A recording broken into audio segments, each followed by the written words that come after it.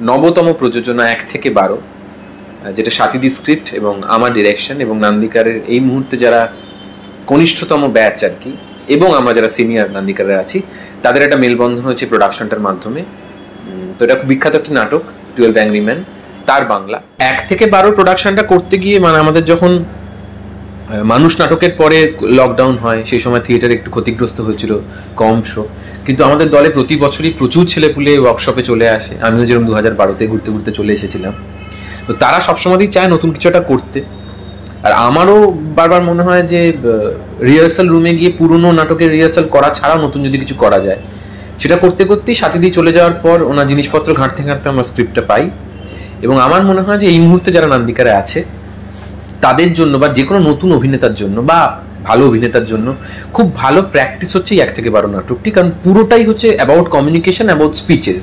এখানে জাস্ট দুটো বিষয়, ডায়ালগটাকে কমিউনিকেট করতে হবে এবং লজিক্যালি বলতে হবে, যেহেতু এটা একটা কোর্টরুম ড্রামা। তো সেটা আমাদের প্র্যাকটিস আমরা শুরু করি, এবং করতে করতে আমার হঠাৎ করে মনে হয় যে প্র্যাকটিসের থেকে হয়তো বেটার হচ্ছে। এবং আমি কাউকে না বলেই একদিন নাটকটা নিজের মতো করে সৈনিককে দেখাই, স্যারকে দেখাই। তো ওনারা দেখে বলেন যে না, ভালোই, এটা তোমরা করতে পারো প্রোডাকশন। তো সাহস হয়। এবং যারা এই মুহূর্তে আছে, আমি মানে খুব বুদ্ধি করি সবাইকে অ্যাকোমোডেট করার জন্য একটা অভিনব প্ল্যান করার চেষ্টা করি, যে যদি অল্টারনেট করা যায়, মানে 12 জনের পার্ট যদি 24 জনকে তোলানো যায় এবং অল্টারনেট শোতে যদি তারা করে, তাতে যেটা হয়, দুজন অভিনেতার মধ্যে একটা হয় যে একটা হেলদি কম্পিটিশন হয়। এটার মধ্যে কোনো ভুল নেই। আরও একটা জিনিস আমি বিশ্বাস করি, সেটা হচ্ছে যে একজন লোক বা একজন ব্যক্তি অনেক দিন ধরে আছেন, বা পার্টিকুলার তিনি কারুর প্রিয় বলে তিনি পাঠ করছেন কিংবা করছেন না, থেকেও উচিত কোথাও গিয়ে একটা সকলের ট্রাই করা। মানে যেটা হয়, আমি ধরো 5 বছর সিনিয়র হয়ে যাওয়ার পর হঠাৎ করে আমার মনে হতে পারে যে না, আমি আর ট্রাই করব না। সেটা কিন্তু একজন অভিনেতার মৃত্যু বলে আমার মনে হয়। সেই কারণে এই প্রোডাকশনটা যেটা খুব সুন্দর হয়েছে, সিনিয়র, কম সিনিয়র, একদম জুনিয়র, এই 3টে ব্যাচের একটা মেলবন্ধন হয়েছে এবং অদ্ভুত একটা বন্ধুত্ব তৈরি হয়েছে। যে বন্ধুত্বটা কিন্তু দীর্ঘদিনে চেনা বন্ধুত্ব নয়, এটা ক্রিয়েটিভ ফ্রেন্ডশিপ। মানে কাজটা করতে গিয়ে চরিত্রগুলো একে অপরের প্রতি হয়তো সহানুভূতিশীল হয়েছে, মাঝে মাঝে রাগ হয়েছে, যেটা খুব প্রসেসটা যারা যারা এখন অব্দি প্রোডাকশনটা দেখেছেন, আপনারা 25 তারিখে এলে আরো ভালো করে বলতে পারবেন। আপনাদের ফিডব্যাক আমাদের জন্য খুব জরুরি।